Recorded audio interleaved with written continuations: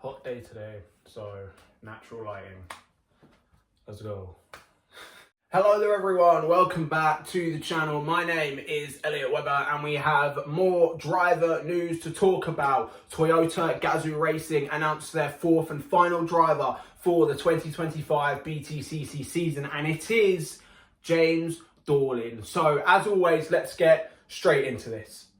Yes guys, that is right. It was announced, I think mid-afternoon yesterday, that James Dorlin will be making his BTCC debut for the 2025 British Touring Car Championship season, and he is completing the quartet of Toyotas for his debut campaign, partnering up with race winners Aron Taylor-Smith and Ronan Pearson, and of course partnering the three-time BTCC champion, the greatest driver in BTCC history, don't at me, Gordon Shedden. First off, is this a shock? Very much so. James Dorlin is someone who hasn't really done many racing, especially last year. I don't think he did any type of racing last year other than a couple of historic stuff. He has done a couple of GT racing. He raced in the GT Cup in 2023 and has previous experience in the British GT Championship, formerly a McLaren development driver as well. Not only that, James Dorlin, you might recognise that name as James has been a regular on the TOCA package 7 or 8 years ago. In 2017, he debuted in the Renault UK Clio Cup and also technically won the championship in 2018 before, unfortunately, a court case meant that he lost that championship. So did finish runner-up in 2018 in the Clio Cup, only to Paul Rivette. So 2 years in Clio Cup, and that is utterly solid. James Dorlin also raced in the Porsche Sprint Challenge GB, obviously the GT4 Caymans, which I do believe he won in, I believe, 2020 or 2021. One of those 2 years he won it, and then he also did do a couple of rounds in the Porsche Carrera Cup GB a couple of years ago as well. So James, no doubt, has a solid CV, especially for someone his age. He's only 25 years old. So definitely a solid motorsport CV and a solid addition to what is a very strong lineup for Toyota Gazoo Racing. Of course, with this announcement, it does mean that it is very unlikely that Rob Huff will now be on the 2025 BTCC grid, despite securing a new sponsor earlier on last week. It unfortunately doesn't look like that Rob Huff will be on the grid, unless, of course, he ends up at Accelerate, which is the only full-time seat available. Of course, we already know Dan Zelos will not be in the BTCC. It is believed that he could be moving into the Porsche Carrera Cup for 2025. So yeah, but overall, a solid lineup for Toyota, a great move for James. It is great to see another new face and a new name in the BTCC, but also someone who is still quite familiar. As mentioned, he has been a TOCA package regular for the past 7 years. So yeah, no doubt it's great to see James finally get that step up into the British Touring Car Championship, and with a solid team as well.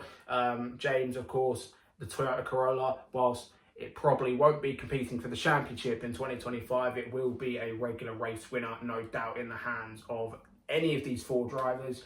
Now, of course, with James's recent experience being in historics and or GT racing, it will take a while, I do feel, for James to reunite and recalibrate himself to front-wheel drive. Obviously, the last time he drove front-wheel drive was in the Clio Cup in 2018.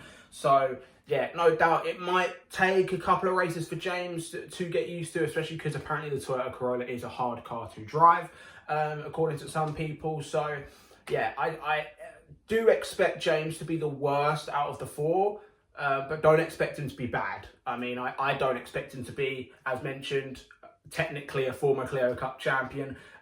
So yeah, no doubt I do think James will be very solid. I think he might be an outsider for the Jack Sears Trophy. I know there were some people saying he might even be a dark horse for the championship. Personally, I don't think so, but that is not to discredit James's talent. I do think that, yeah, James is a very good driver, but I don't think that he will be in a championship battle in his first season. But that is not to say that he won't perform. I do think he will perform. I think with what is believed to be, I think we're getting a 23 car grid at least at the start of the season, possibly 24, maybe even 25, who knows, by the end of the year.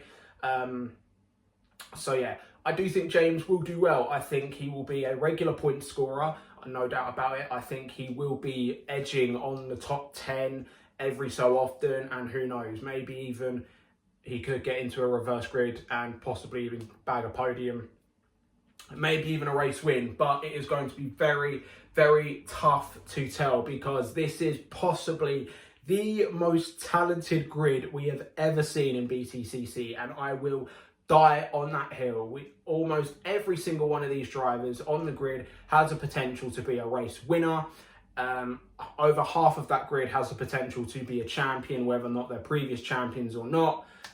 We are in for a utterly solid season of BTCC in 2025.